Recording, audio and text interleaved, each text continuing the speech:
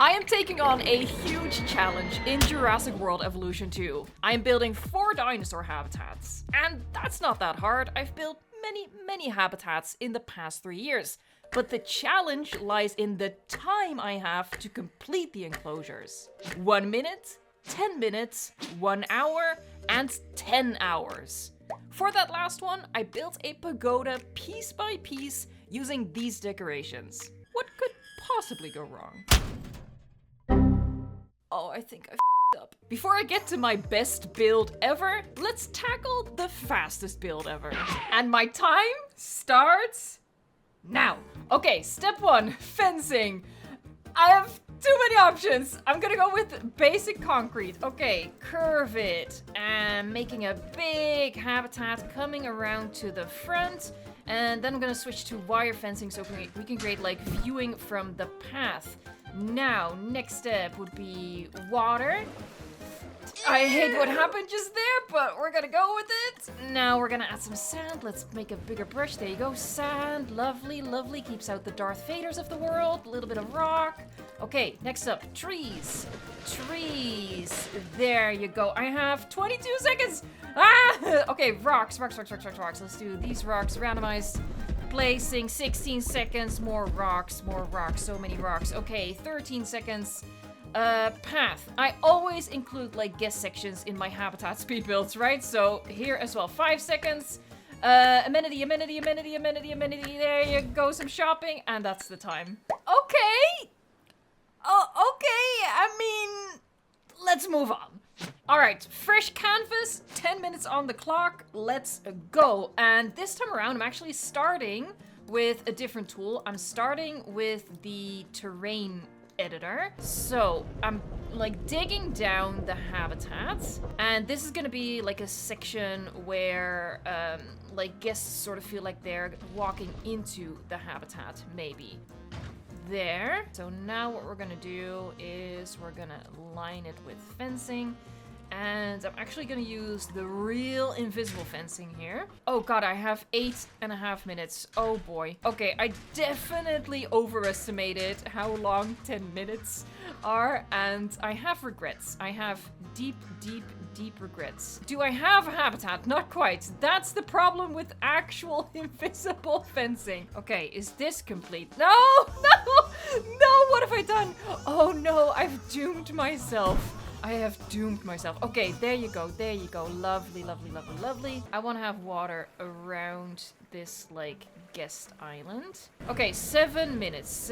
I feel good. I feel fine. This is good. So, for the trees, I want to do that and sort of create, like, the illusion that the habitat continues to infinity and beyond. And then let's do a little rock formation. For these shorter ones, I'm probably going to focus more on the habitats. Whereas for the 10-hour one, a lot of the time is also spent in the surrounding guest area. But, you know, I feel like the guest area is a part of the habitat. You know, a habitat doesn't exist in a vacuum. That is a floating rock right there. We do not want that. Oh no. No, don't delete the invisible fence. Do not. Okay. All right. Now I want to find my log wall. I'm looking for a short log wall. There you go. I'm not doing this properly, but I feel the stress of the time running out. I cannot lie. Here, and you line all of that, and then you just have like a really expansive view into this quite hideous habitat. But again, I really overestimated how long 10 minutes are. Yeah, a bit of like elevation behind here. Paint the cliff edge. Oh god. Oh god. Oh my god, it's like kindergarten, and I need to go back there and learn how to paint between the lines. And how about I bring in this variety? Mixing it up. Let's do some rocks. Hold on, I gotta be careful not to make them float again. Oh no, floating rock, 19 seconds. That's not a rock, Evo, that's a tree. Congratulations. This is basic identification skills. 12 seconds. It needs some trees over here. 2, oh, good. Oh, there you go. Okay, and it's time. Whoops, my bridge is floating. I got too ambitious. The 1 hour build starts Now, we're basically, like, what I'm trying to do is, like, build the same type of habitat every single time, but the difference is gonna be how much detail there is in it, like what the end result is gonna be, just based on the time that I had. Yeah, I really have to, like, tell my brain to not be too worried about the time. I don't know, I'm probably gonna regret that in about, 50 minutes or so. Oh, 10 seconds, 10 seconds! And this is already resembling what I did for the 10-hour build, because I actually did that one first. Because honestly, I wasn't even sure if I would be able to, like, make a 10-hour build work. It was a little wild to me. Like, 10 hours? Really? Can I spend 10 hours on one habitat? Oh, yes, I can. Yes, I can. In fact, I kind of ran out of time with the 10-hour build as well. Of course, we're gonna have to use ye old speed build for the 1 hour and 10-hour habitats. If you've been enjoying the video so far, sacrifice a thumb for the algorithm. And I had a lot of fun doing this in Jurassic World Evolution 2. Let me know if I should tackle this same challenge in Prehistoric Kingdom in the future. If you want to do this, there is a right way and a wrong way to connect them. This is the wrong way. You don't want to do that. That doesn't make any sense. There's like one side that connects quite neatly, and it's this side. As I said earlier, I feel like the surrounding guest area always belongs with the habitat. It enhances the habitat, and that is why I always include them in my regular habitat speed builds. So that's also why I included guest areas here. Now, this island was a little too big, so I shrunk it down, and I thought, well, might as well make it like a moon crescent shape. That's kind of cute. And this habitat, as you can see, has like multiple guest path viewing opportunities all the way around. Be a pretty good habitat to have like in the middle of your park because it connects on so many sides.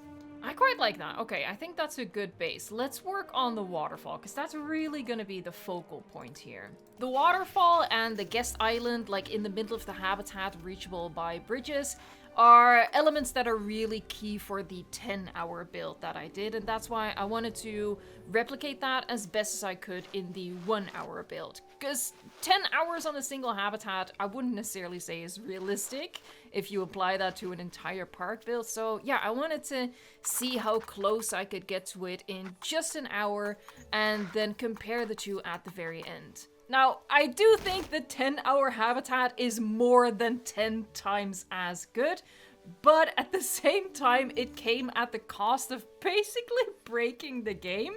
So that's why I'm saying it's not necessarily realistic to do that throughout your entire park. I think if I went into the 1-hour build with a more specific plan for a 1-hour build, rather than trying to emulate my 10-hour build to the best of my abilities for the sake of the comparison, it would have turned out much better than I think it did in the end. You know, I basically wasted time on elements that I would never be able to perfect in a 1-hour time frame because I was trying to get to a reasonable comparison with a 10-hour build. So I feel like I would have been able to build something much better in an hour if I hadn't bitten off more than I can chew in 1 hour. And then maybe if you double like the time frame, you can get to something really, really excellent, I think. But obviously, the more time you allow yourself, the better the end result is going to be, right? And especially with mods, there's so much more to do. You have so many more tools that it just naturally takes more time.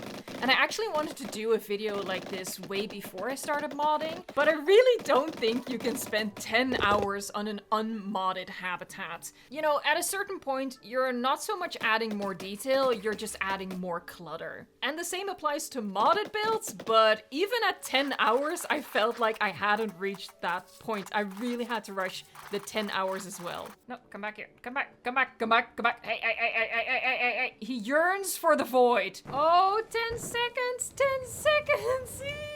I'm panicking. Oh, and time's up. We'll do a full comparison of the builds at the end. For now, there is still work to do. 10 hours worth of work. This is the start of my upcoming park building series, Jurassic Park Japan, which I've wanted to do as soon as I saw someone had modded cherry blossoms into the game. But I needed more than cherry blossoms to achieve the theme. And for some reason, when I saw these red and white signs, it clicked instantly. A Japanese pagoda. And thus my mad quest began. Using the white signs as the walls and the red signs as painted wooden beams. Using the game-changing toolbox to turn the signs on their sides so I could use the narrow top edge. The in-game standard move tool was handy too, as I could use angle snap to turn the items into the exact rotation. Angle snap has been very important for this build. I'm not recreating any particular pagoda. I knew I had to be flexible and adapt to what was possible, but I did have some references for inspiration. The benches are one of the most important pieces for the build. I used them to make a door, but also later the roof and shuttered windows. The thing I was most worried about, whether I could even make it work, was the roof. I did have to make some compromises because even with mods, the options are still limited. Not to mention, time goes by quickly. After 1 hour, this is what I had. I've said earlier in this video that I think the surrounding guest area are an important part of a habitat, even as it lays outside it. It is the context of the habitat, and you can't see one without the other. Which is why they work together and are part of the same build, and I always include the guest sections in my Habitat speed build series to give you an idea of how to connect a habitat to the rest of the park. That being said, I did want to make sure to leave myself plenty of time for the actual habitat, so my goal was to build the pagoda in 5 hours. You'll see if I managed. I definitely got faster the more used I got to working with the toolbox. So each level took me less and less time, helped that each level is also slightly smaller than the one below. But the corners of the roof and the top of the roof I still had to figure out, and I knew that would be a big time-consuming challenge in the end. Top tip if you're doing a build as complicated as this, save regularly before you do something risky, because there is no undo. And if you make a mistake, close the game as fast as you can before autosave catches up to you. I had several stressful moments like that. One of the biggest time-saving features of the toolbox is the copy rotation feature, which allowed me to quickly angle the pieces the exact same way by copying the angle from a piece that was already in the build. It's truly baffling that Kai was able to bring this toolbox into the game. His mods, as well as all the other mods that make this build possible, are linked in a Google Doc in the description box. You might look at this build and think, Evo, didn't you say you didn't want modular building in Jurassic World Evolution 3? I don't. This was momentary madness, lightning in a bottle. It's not the norm, it's the exception. For this build, I just wanted the ultimate challenge for myself to train myself with mods. Because I'm behind the curve. I've been playing the vanilla game for the past 3 years. I also wanted to do something spectacular for my first real proper modded build. I wanted the modded Jui 2 era of the channel to start off strong. At about the 4-hour mark, I was finally getting to the first major hurdle, figuring out how to do the corners of the roof.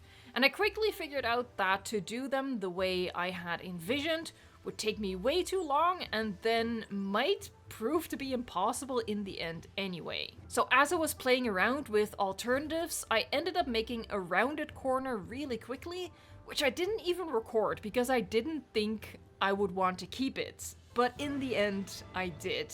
I'm not too happy with it, but again, I needed to leave time for everything else in the build. I was coming up on the 5-hour mark while working on the top level of the pagoda. Clearly, I was going to go over the 5-hour deadline, but I needed to minimize that as much as possible. So I went into overtime building rounded corners, and I added the benches as shuttered windows as the last step, which unfortunately I also did not record. Running behind by almost half an hour wasn't the best situation to be in, to discover there was a glitch where I couldn't completely lower the terrain under the pagoda as I had planned, to give it a stone base and steps leading up to the door. Trust me, even after deleting every item in that corner, saving and reloading, it was still stuck in place. So I had to adapt the design a bit. Another disappointing discovery was that while the expanded terrain tools can create super sharp, tall cliffs, if the elevation difference isn't that much, the slope is still quite gentle. Little did I know these wouldn't be the biggest setbacks yet. I used this placeable water texture for the lake around the pagoda so I could have varying water depth, and it just looks a lot nicer. Adding these rocks to the base of the pagoda was something that ate up more time than I thought, but was definitely worth the effort over just using terrain paint. At least it was finally time to work on everything around the pagoda, like the waterfall. In the 1 hour build, the waterfall itself was really the focal point of the habitat, bringing most of the wow factor, whereas here it's just the perfect backdrop for the pagoda. Even building with mods as short as I have at this point, I already have my preferred method on what to do with the area directly surrounding the waterfall, which is sinking these temperate trees into the ground to make it sort of look like it's just leaves or vines growing up the rock wall. And of course, here come the cherry blossoms, the item that inspired this entire build to begin with.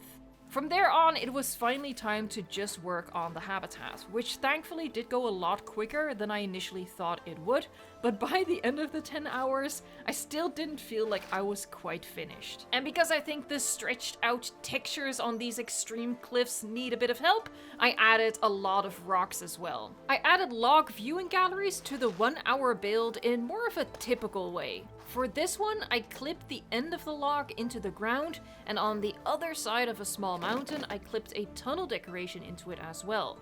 With that, and some rocks, I hid the actual entrance building to the log, so it seems like guests can directly walk from the tunnel entrance into the log viewing gallery. The further I got into the build, the more big chunks there are that I didn't record because I didn't want to end up with 10 hours of footage to sift through. So I thought I would just hit record again whenever I was doing something new and interesting, and then stop when it was just something repetitive. But I'm me, so of course I forgot to hit record again at some point, and I ended up building these steps without having any footage to show for it. With less than 2 hours left on the clock, I did remember to hit record again when I added the dinosaurs.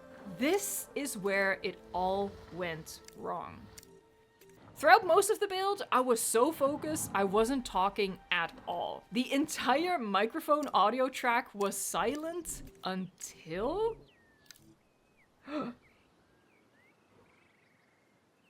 Oh, I figured it was a one-off error, so I reloaded, put the dinosaurs back in, and started on sketching the layout of the surrounding guest area when...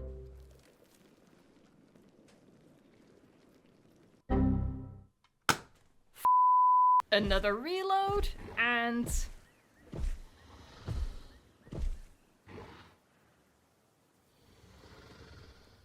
Oh no.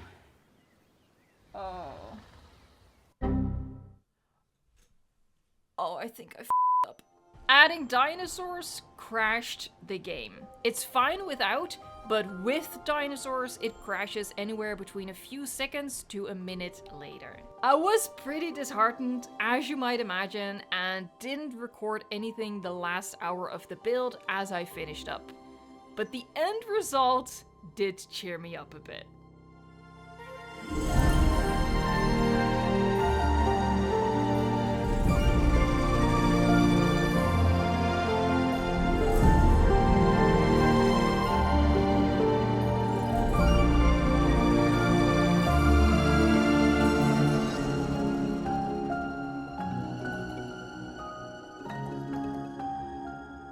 I think the problem is that the game doesn't seem to be able to handle this many pieces in such a concentrated area, and dinosaurs on top of that. Thankfully, there is hope for Jurassic Park Japan. If I hollow out the pagoda, it seems to fix the issue. So I will finish the top plateau without dinosaurs, and then for the lower plateaus, I will work in a separate save file that has the reduced pagoda, since we won't see it from those lower areas of the park anyway. For an eventual tour, I'll just have to stitch the two together with editing. Not much to say really on the 1 minute habitat. I mean, I did my best to just finish a habitat at all. So let's go on to the 10-minute one. For this one, I made the mistake of getting too ambitious. I think if I just kept it small and not focus so much on adding an element like this into it, I could have made a much better habitat, but you know, it's getting there, it's getting there. There's at least some interesting stuff going on here. The 1 hour version turned out pretty nice, I think. I quite like it. The weakest part is probably this guest section, because it's so empty and is right smack in the middle. But I do really like the different islands and how that, you know, brings our guests into the habitat. I really like the logs in front of the waterfall. The waterfall, of course, adds that spectacular touch to the habitat, which is why it's so important, Frontier, that you give us waterfalls. But the 10-hour habitat is where it's at. I think this is the best thing I've ever built in the game. I'm honestly shocked I was able to build it. I'm going to let the build speak for itself with some nice cinematic shots, and I hope I'll see you on the channel for the continuation of Jurassic Park Japan.